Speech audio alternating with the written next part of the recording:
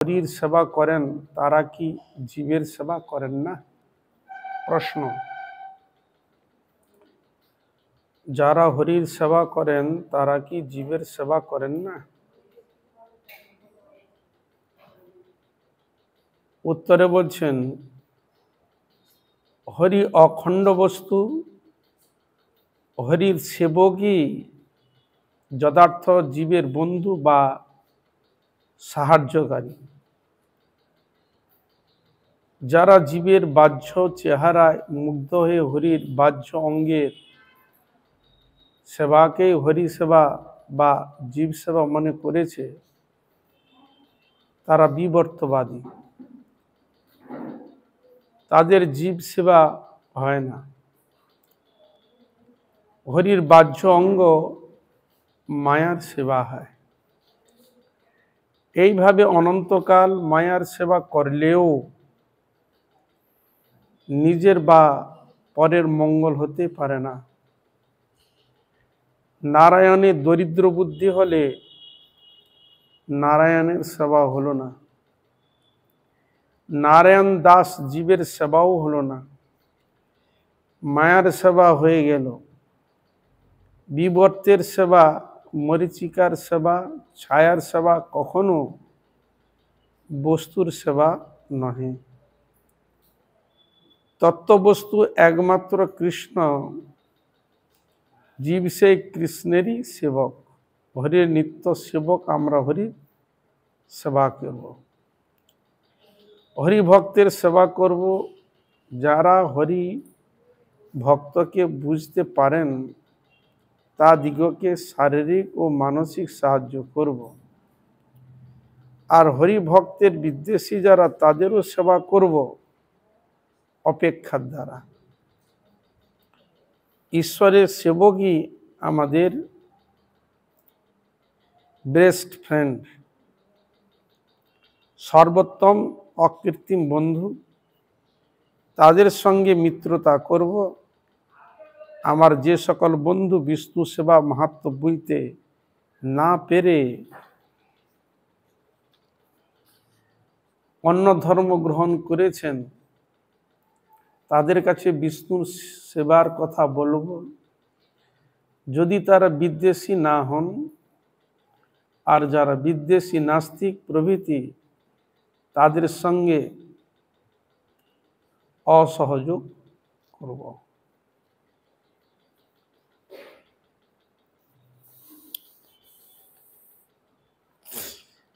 বিচার্য বিষয়, হরি হচ্ছে অখণ্ড বস্তু, যাকে খণ্ড করা যায় না। এই যে অখণ্ড মণ্ডলাকারং ব্যাপ্তম যেন চরাচরম, চর অচর সব জায়গায় তিনি ব্যপ্ত। বুঝা গেল? হরির ব্যাপকত্ব এখানে বিচার চলছে ভগবানের। হরি হচ্ছে অখণ্ড বস্তু,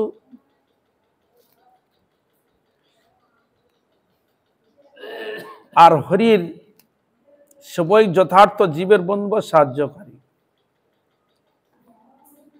বলার তাৎপর্য, ভগবান গোবিন্দ এমন এক বস্তু তিনি, যেটি শাস্ত্রে বর্ণন করেছেন, তস্মিন তুষ্টে জগৎ তুষ্টং প্রীণীতে প্রীণীতং জগৎ। যাহাকে সেবা করলে প্রত্যেকটি জীব তৃপ্তি প্রাপ্ত হয়। এখন ভগবানের মাধ্যমে তো এমনি তো আছে, উৎসবাদী অনুষ্ঠানে ভগবানকে ভোগ দিয়ে সব জীবকে প্রসাদ আদি দেওয়া হয়, এই এক সেবা। কিন্তু ও তো আছেই, কিন্তু ভগবানের সেবা করলেই সকল জীব তৃপ্তি লাভ করে, এ বিষয়ে সন্দেহ নাই। কেন ভগবান সর্ব জায়গায় অখণ্ড রূপে বিরাজমান, ব্যাপক। ভগবানের সঙ্গে লিঙ্ক আছে। তার ভগবানের যদি আমি সেবা দেন, তাহলে আর অন্যান্য জীব পায় না, জীব সেবা হয় না। তাদের আত্মকল্যাণ হয় না? কি বিচার আছে? হরে কৃষ্ণা। আমরা বৈষ্ণবগণের থিওরি সেবাতে পাচ্ছি যে রাধা গোবিন্দের যদি সেবা করা যায় প্রত্যেকটি জীব তৃপ্ত লাভ করে। যাহারা দেহ রেখেছেন স্ব স্ব কর্ম অনুযায়ী যে জনি গিয়েছেন, আত্মা সেই এতে গিয়েছে, সেই সে জনিতে গিয়েছে, এবং যারা জীবিত তার হৃদয়ে আত্মা রয়েছে, তারাও তৃপ্ত প্রাপ্ত হয়, তৃপ্তি লাভ করে। বৈষ্ণবগণ ভগবানকে কবার সেবা দেয়? মন্দিরে কবার সেবা হয়? 5 বার। দৈনিক ভগবানের সকাল থেকে মানে ভোর থেকে আরম্ভ হয় একবারে রাত্রি 9:30 পর্যন্ত যে নিয়ম আছে। কবার সেবা হয়? 5 বার। ভগবানকে আরতি দেওয়া হলো, আরতি করা হলো, মঙ্গল আরতি হলো। মঙ্গল আরতির পর ভগবানের বাল্যভোগ দেওয়া হয়। তা ভগবানকে বাল্যভোগ দেওয়ার পর গুরুবর্গ এবং বৈষ্ণব এবং বৈষ্ণবী তত্ত্ব যে রয়েছে তাদের উদ্দেশ্যে দেওয়া হয়।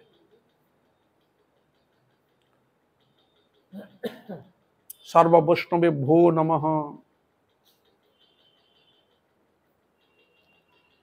তার প্রত্যেকটা জীব যদি ভগবানের সেবক বৈষ্ণব সূত্রে সংযুক্ত হয় তাহলে ভগবানের প্রসাদ তাকে দেওয়া হলো কি না বিচার্য বিষয়।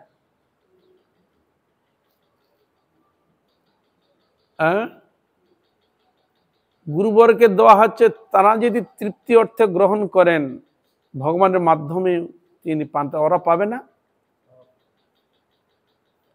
তাহলে আপনার পিতৃদেব তো সব চলে গেছে, তাদের কয়েক পুরুষ চলে গেছে, প্রত্যেকের উদ্দেশ্যে দেন না আপনারা? তারা উদ্দেশ্য দিলে তারা পায় কি? উদ্দেশ্য করে দেওয়া হচ্ছে, আপনারা তৃপ্ত হন কি? হরে কৃষ্ণ।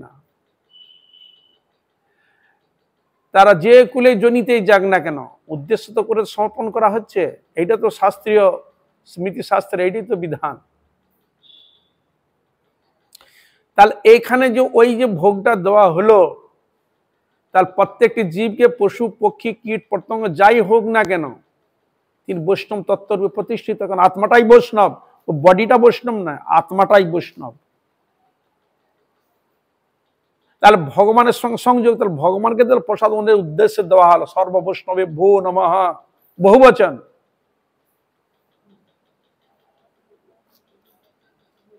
তাহলে তারা সেটা পেল কিনা? অখণ্ড বলা হয়েছে। তাহলে বৈষ্ণবগণের মাধ্যমে প্রত্যেকটা জীব তারা পেল, ভোরেরটা পেল। আবার যখন সকালে আবার যখন ঠাকুরের অর্চন করা হলো, আবার ঠাকুরের ভোগ হলো। কে? হরে কৃষ্ণ। আবার ঠাকুরকে ভোগ দিয়ে আবার ওই একই নিয়মই সবার উদ্দেশ্য দেওয়া হলো। কবার পেল? 2 বার। আবার দুপুরে ভগবানের জন্য রান্না আদি হলো, বিভিন্ন সবজি তৈরি, তরকারি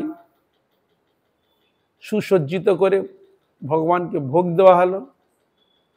আবার ওই প্রসাদ সমর্পণ করা হলো।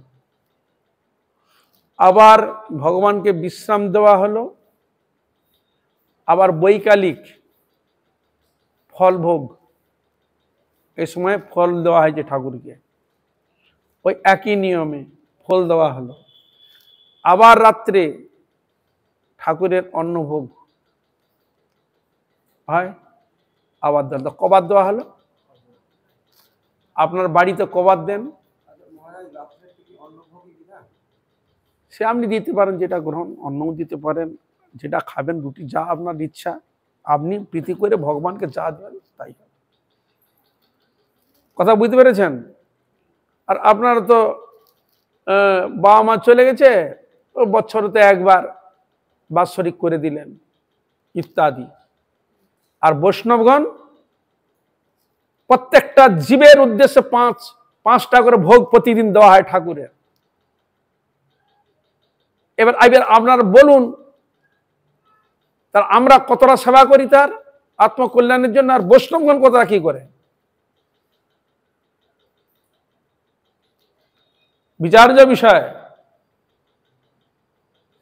সর্ববৈষ্ণবেভ্যো নমঃ, সর্ববৈষ্ণবেভ্যো নমঃ, এটি তো ব্যাপক অর্থে বৈষ্ণব। বৈষ্ণব থিওরি হচ্ছে সকল দেবদেবী হচ্ছে বৈষ্ণব, বৈষ্ণবী। শিব ঠাকুর বৈষ্ণব, দেব স্ত্রীলিঙ্গ, তিনি বৈষ্ণবী। তার প্রত্যেকটি জীবাত্মা সকল বৈষ্ণব তত্ত্ব, বৈষ্ণবী তত্ত্ব, বৈষ্ণব তত্ত্ব সব।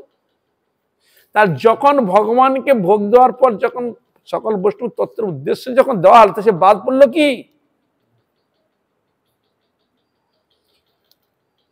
এই জন্য তত্ত্বটা বিচার করবেন,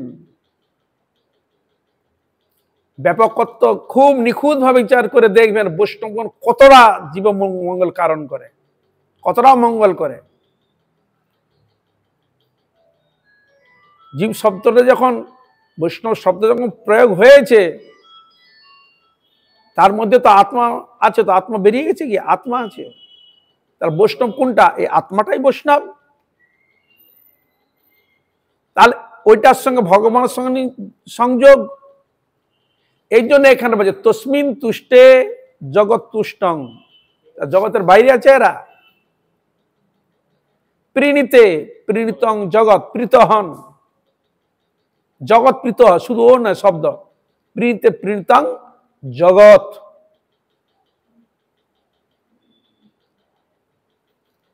প্রীত হচ্ছে বলে, এটা কি করে বুঝবো হচ্ছে না হচ্ছে? হ্যাঁ, আর দেখো মহাভারত বিচার্য বিষয়। দুর্যোধন তিনি চিন্তা করলেন, যুধিষ্ঠির, ভীম, অর্জুন, নকুল, সহদেব, দেখে কৃষ্ণ তাকে গাইড করছে। যেখানে যায় কৃষ্ণ আছে, যেখানে যায় কৃষ্ণ তাকে গাইড করছে। কি করে কে বিপদে ফেলানো যায়? বোঝা গেল? হরে কৃষ্ণ। সে সবসময় মানে চেষ্টা করছে, কোথায় আছে, কি করছে, লোক পাঠাচ্ছে, সব দেশে লক্ষ্য লাগাচ্ছে।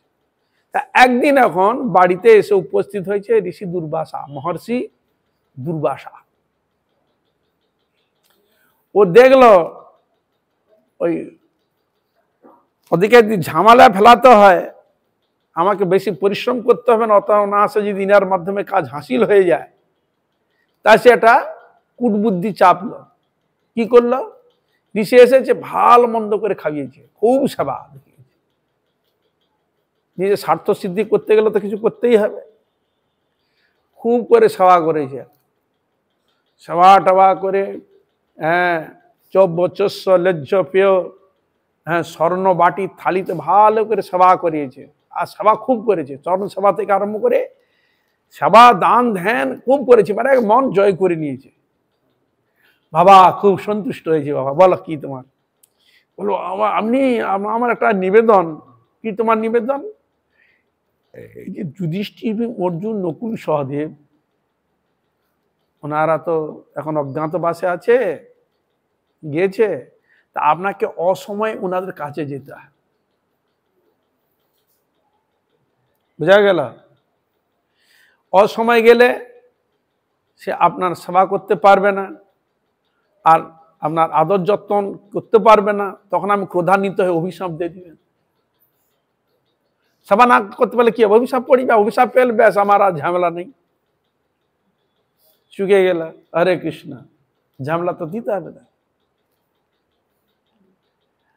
তা বলে আপনি মানে এই সময়ে যাবেন, তাকে বলেই দিয়েছে যাবেন।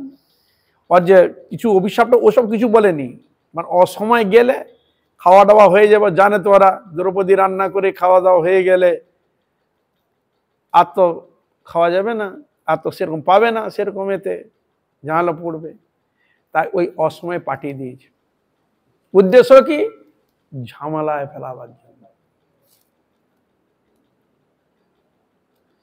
ওইখানে যে এমন সময় গিয়ে হাজির হয়ে গেছে, যুধিষ্ঠির, ভীম, অর্জুন, নকুল, সহদেবের সেবা হয়ে গেছে, লাস্টে সেবা করেন দ্রৌপদী। আর দ্রৌপদীও এনার আশীর্বাদ পেয়েছিলেন যে তুমি যতক্ষণ না খাবে, যত লোক আসুক না কেন, আমি সবাইকে দিতে পারবো, অন্য কোনোদিন কমবে না, কিন্তু তোমার সেবা হয়ে গেলে আর করা যাবে না। তারপরে সেবা হয়ে গেছে, আর দ্রৌপদী সেবা করে ওই হাঁড়িকে ধুয়ে উপর করে রেখে দিয়েছে। আর উনি যখন গিয়েছে, একজন তো যায়নি, সঙ্গে অনেক শিষ্যকে নিয়ে গেছে, অনেকজন কিনা হাজির হয়ে গেছে। দেখুন, বনে থাকা এরকম হঠাৎ লোক এসে হাজির হয়ে যায়, অনেক লোক, একজন আটজন ম্যানেজ করা, ওদের খাওয়াই হয়ে গেছে। কি অবস্থা বলুন তো, বিপদে পড়ে, চিন্তা পড়ে গেছে দ্রৌপদী, হঠাৎ হাজির হয়ে গেছে। হ্যাঁ, যুধিষ্ঠির, ভীম, অর্জুন, তোমরা কেমন আছো? হ্যাঁ, তোমাদের দেখার জন্য চলে এলাম, ইত্যাদি। তার যে সব কুশল ইনার তার যা করলো, সবকিছু করলো। এখন সেবাটা দিবে কি? দ্রৌপদী তো মাথায় হাত, সেবা হয়ে গেছে, উপরি দিয়েছে, কি করা যায়? এখন বুদ্ধি খাটালেন তখন ওনারা, আপনারা স্নান টান করে আসুন, আমরা ব্যবস্থা দিচ্ছি। এখন কি করবে?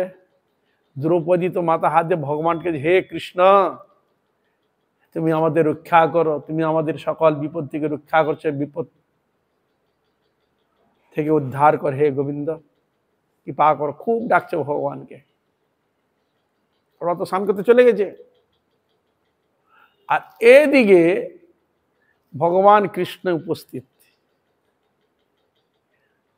কৃষ্ণবার এসে বলছেন, দ্রৌপদী, আমারও খুব ক্ষুধা পেয়েছে, খেতে দাও।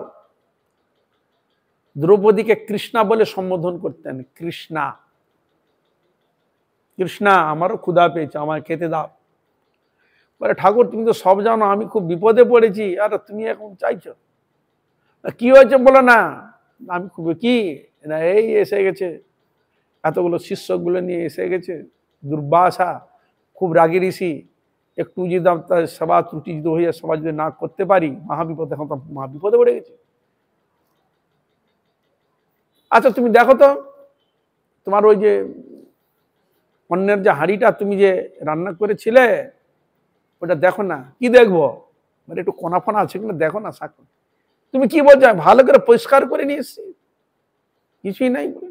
আর তুমি যাও না, দেখছি তুমি যাও না, একটু যদি শাকের কোনা ফোনা থাকে, ওতেই হবে, যাও। দেখেন, সত্যি সত্যি ঈশ্বরের ইচ্ছা এক কোনা রয়েছে,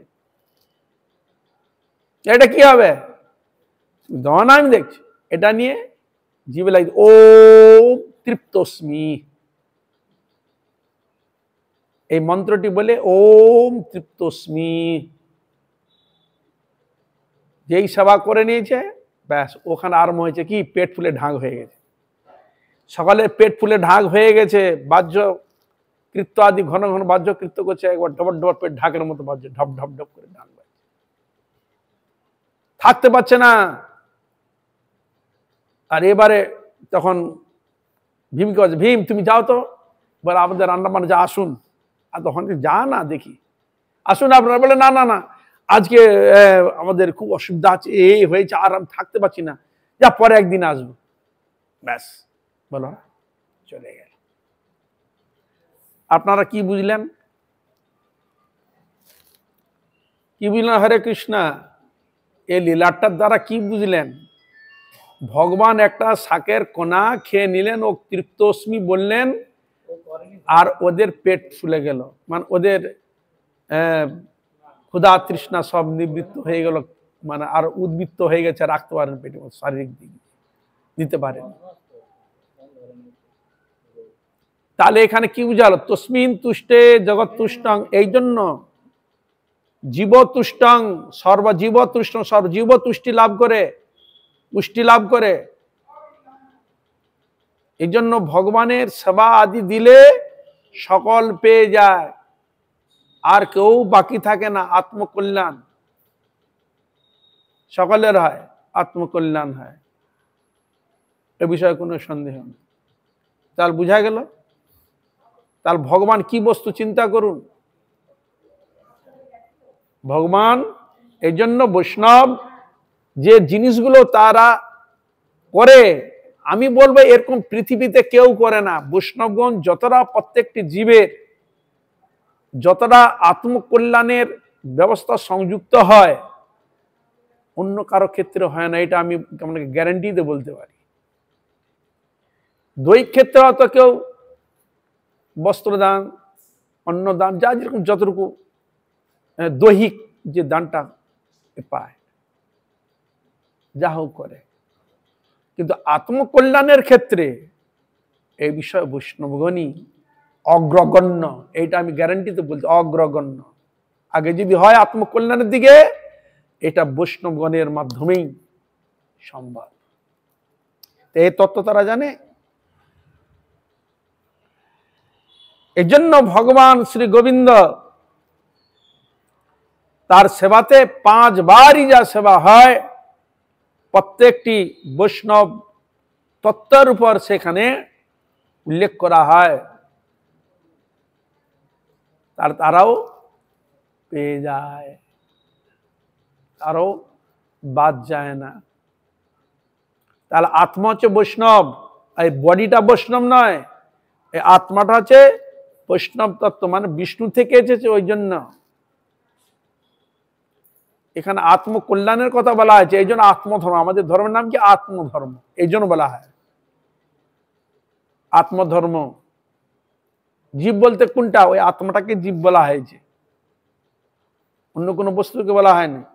এই জন্য জৈব ধর্ম, ভাগবত ধর্ম, যে ভাগবতে যে রহস্য এই চলছে আলোচনা। তা এই জন্য ভগবান শ্রীকৃষ্ণ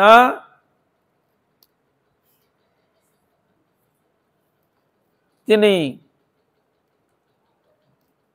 তার মধ্যে সেবার মাধ্যমে জগতের মঙ্গল সাধিত হয়। এই জন্য এখানে বলছে হরি হচ্ছে অখণ্ড বস্তু, আর হরি সেবক হচ্ছে যথার্থ জীবের বন্ধু, সাহায্যকারী। এই জন্য হচ্ছে বন্ধু। ভগবানকে যে তমেব মাতা চ পিতা তমেব বলে যে শব্দগুলো সংযোজন করা হয়েছে, প্রকৃত বন্ধু কারা? বৈষ্ণবগণে হচ্ছে প্রকৃত বন্ধু। এই জন্য ছিল ভক্তিবিনোদ ঠাকুর কীর্তন করেছে, ওহে প্রেমেরও ঠাকুর গোরা, প্রাণেরও যাতনা কিবা কবনাথ, হয়েছি আপন হারা। কি আর বলিব যে কাজের তরে, এনেছিলে নাথ জগতে আমারে, এতদিন পরে কহিছে সে কথা, যে দুঃখে হই সারা। কয়েকটি পদের লাস্টের দিকে বলছেন, তব বৈষ্ণবগণ পরম বান্ধব, সংসার কারা গারে। তব নিজজন তব বৈষ্ণবজন, পরম বান্ধব, সংসার কারা গারে। তাহলে বুঝা গেল হরে কৃষ্ণ, এই সংসার কারাগারের যে আত্মকল্যাণের যদি বন্ধু বলতে কেউ থাকে, তাই হচ্ছে বৈষ্ণব হরির জন। এই জন্য একটা শব্দ হরিজন, বৈষ্ণবকেও হরিজনও বলা হয়।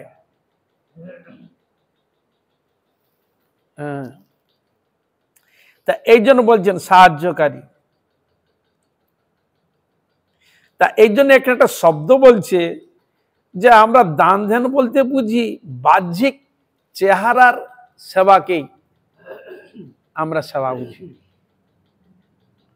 তাহলে দুটো সেবা, একটা যে বাহ্যিক জড় শরীরের জন্য একটা সেবা, আর একটা আছে আত্মার সেবা। এই আত্মার সেবাটা বৈষ্ণবগণের মাধ্যমে পাওয়া যায়। হরিভক্তের মাধ্যমে পাওয়া যায়। কিন্তু অন্যান্য ক্ষেত্রে দৈহিক ক্ষেত্রে পাওয়া যায়। তাহলে এখানে যদি বিচার করা যায়, দেহ ধর্ম বড় ধর্ম না আত্মধর্ম বড় ধর্ম, এই দুটার মধ্যে বিচার্য বিষয়। দেহকে, দেহের যা কিছু শান্তি যা কিছু আসে কাকে কেন্দ্র করে? আত্মাকে কেন্দ্র। আত্মা দিয়ে চলে যায়, দেহের কোনো মূল্য থাকবে? তার দেহটাকে কে বাঁচিয়ে রাখছে? কে তাকে চলমান করাচ্ছে? কে তাকে চেতনতা প্রাপ্ত করছে? কে করছে? এই আত্মা। হরে কৃষ্ণ। আত্মা যখন বেরিয়ে গেল তখন তাকে মৃত বলে ঘোষণা করা হয়। তার এই জন্য এখানে বলছেন বাহ্যঙ্গে সেবাকে হরি সেবা বা জীব সেবা মনে করছে। যারা এরকম মনে করে তারা হচ্ছে বিবর্তবাদী, তাদের জীব সেবা হয় না। এই জন্য তাত্ত্বিক বিচার দেখতে হবে। বৈষ্ণব ধর্মটা হচ্ছে তাত্ত্বিক বিচারের উপর। ঝগড়া আমরা দৈহিক জাগতিক মত ইত্যাদিকে অবলম্বন করে যদি করি, সেখানে ঝগড়া ঝাঁটি তর্ক বিতর্ক উঠবে। যখন আপনি তাত্ত্বিক বিচারে যখন যাবেন তখন কিন্তু আর ঝগড়াঝাঁটি মতবিরোধ হওয়ার কোনো কারণই নাই। নিদায় গৌর প্রেমানন্দে। পুরো ধর্ম তত্ত্বটা হচ্ছে তত্ত্ব বিচারের উপরই, বুঝলেন? এই যে বিষ্ণু হচ্ছে এই জন্য ভগবানের এক নাম হচ্ছে বিষ্ণু, মানে সর্বব্যাপক, সব জায়গায় বিরাজ। জীবের মধ্যে তো বিরাজমানই, তাকে চেতনতা করে রাখছে। এই জন্য একটা শব্দ আছে চেতন অচেতন। যেটা ভগবানকে চেতন দান করেছেন, মানে আত্মা হয়ে আছে, সে চেতন। আর যাকে তিনি চেতনতা প্রদান করেননি তিনি অচেতন। বুঝা গেল? হরে কৃষ্ণ। কিন্তু তিনি আছেন, অচেতনেও আছেন, কিন্তু তাকে চেতনতা প্রাপ্ত করেননি। যিনি মনে করেন যে আমি একে চেতনতা প্রাপ্ত করব, করতে পারে। কাককে গরুর করিতে পারো এই তোমার গুণ। কাক কোনোদিন গরুর হয়? কিন্তু ভগবান যদি মনে করে আমি তোমাকে গরুরই বানাবো, তো ভগবান গরুর বানিয়ে দিতে পারে। ভগবান তিনি এমন এক বস্তু, এই জন্য আমি তাকে প্রাকৃত বিচার দিয়ে বিচার করি, জ্ঞান দিয়ে বিচার করি, বিবেক দিয়ে বুদ্ধি দিয়ে বিচার করি। ভগবানে এমন বস্তু, আমাদের ক্ষেত্রে যেটা পারবো সেটা হ্যাঁ বলি, আর যেটা পারবো না সেটা না বলি, এই তো। কিন্তু ভগবানের কোনোটাই না নেই, সবটাই তিনি পারেন। বুঝা গেল? এই জন্য কর্তুম অকর্তুম অন্যথা কর্তুম য সমর্থ স ঈশ্বর। আমরা যেটা পারি তাও তো তিনি পারেন। আমাদের পারা না পারার মাঝে যদি কিছু থাকে তাও তিনি পারেন। তাহলে এই জন্য ভগবত রাজ্যে দেখা যায় ভগবানের কাছে অপারা কিছু নেই, সব তিনি করতে পারেন। তবে তিনি কাকে মর্জিতে দেখাবে এইটা হলো তার ব্যাপার। আমি বললে দেখো তা তো নাই, সেটা নির্ভর করছে তার উপর। আমি যেটা দেখাবো সেটা আবার তিনি বিচার করছেন যে এই জগতে কতটা তার প্রভাব পড়বে, কতটা তার প্রভাব পড়বে। শ্রীমদ ভগবত গীতা বিশ্বরূপ দেখালো, কে দেখেছিল? বিশ্বরূপটা দেখেছিল। ওইখানে তো বিশ্ব যেখানে কুরুক্ষেত্র দেখিয়েছিল, তো দুপাশে সৈন্য ভর্তি, দুপাশে সৈন্য, কিন্তু সৈন্যের মাঝখানে এক পাশে তিনি বলছেন, বক্তব্যটা বলছেন, গীতার উপদেশ দিচ্ছে। তার সৈন্য দাঁড়িয়ে আছে তো দুপাশে, কুরু আর পাণ্ডব দাঁড়িয়ে আছে তো ভয়ে। বিশ্বরূপটা যে দেখাচ্ছেন, কে দেখছে? সবাই দেখছে কি? তাই এফেক্টটা কার প্রতি পড়ছে? অর্জুনের প্রতি। অর্জুন তো ভয়ে কাঁপছে, থরথর করে কাঁপছে। ওটা অর্জুনকে দেখাচ্ছেন উনি, আর কাউকে দেখাচ্ছে না।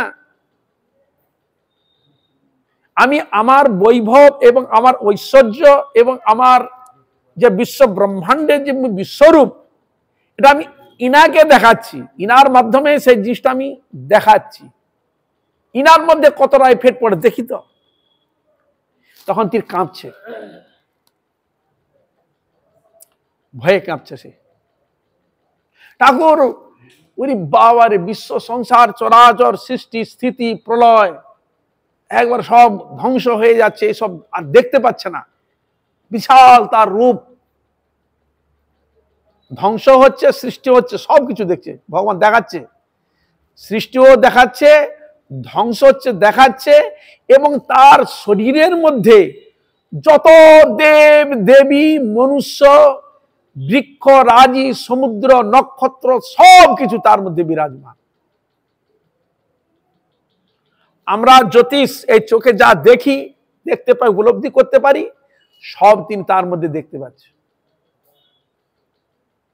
দেখে তার ভয় হয়ে গেছে। ঠাকুর আমি আর কোথায়, তুমি স্বাভাবিক ভাবে এসো, স্বাভাবিক রূপে এসো। আর থাকতে পারছে না, হাত জোড়ো করে ভগবানের কাছে বললেন। ভগবান তখন আবার স্বাভাবিকভাবে রূপে চলে এলেন। আচ্ছা, এই রূপটা যদি ওখানে দেখাতেন ভগবান, ভারসাম্য রক্ষা করতে পারত? যদি বলে তোমরা যা আছো দেখো আমি কে, তোমাদের দিব্য চক্ষু দান করছি, দেখো আমি সবাইকে দেখাবো, দেখ। ওরা কি করবো? তাহলে ওই দুর্যোধন বলে আগে ঠাকুর নিয়ে নো বাবা, আর দরকার নাই, আগেই তার হাতে ছড়ে দিত সব। হ্যাঁ, আর দরকার নাই বা, যে দেখছি এই ভগবান সব। তার বোঝা গেল তার ভগবানের মানে আমাদের যা কিছু বাহাদুরি, ভগবানের কাছে কোনো কিছু চলবে না, আমাদের সীমিত। তা এই ভগবান কি না করতে পারে? এই জন্য ভারসাম্যটা উনি দেখেছিলেন, উনাকেই দেখেছিলেন, অতে উনি ভয় খেয়ে গেছে। তাহলে আর জীবগুলোকে যদি ওইরকম দেখা, সে কি করবে? আরে কিছু না, কল্পনা করতে পারবেন। তা উনাকে দেখিয়ে তিনি দেখালেন তিনি সব। তাহলে এবার আপনি বুঝুন, তাহলে ওর মধ্যে প্রত্যেকটি জীব, প্রত্যেকটা যখন ওর মধ্যে রয়েছে, তার মূল বীজকে ভগবান। তাহলে আমি ভগবানকে যদি সেবা দিই, আর কোন জীবের আত্মার সেবা হলো না, জীবের সেবা হলো না। আমরা জীব বলতে শুধু এই বডিটাকে জীব দেখছি নাকি? তাহলে আমরা বৈষ্ণব দর্শন, আত্মদর্শন আছে ভিতরের আত্মার বৃত্তির সঙ্গে, তার সঙ্গে সংযোগ, ভগবানের সঙ্গে সংযোগ। এই হলো এদের বিচার। আর জড় জগতের বডিকে নিয়ে বিচার, দুটা এক হবে কি? এই জন্য ভগবান যে তত্ত্বের কথা যে বিচার করেছেন, ধর্মের কথা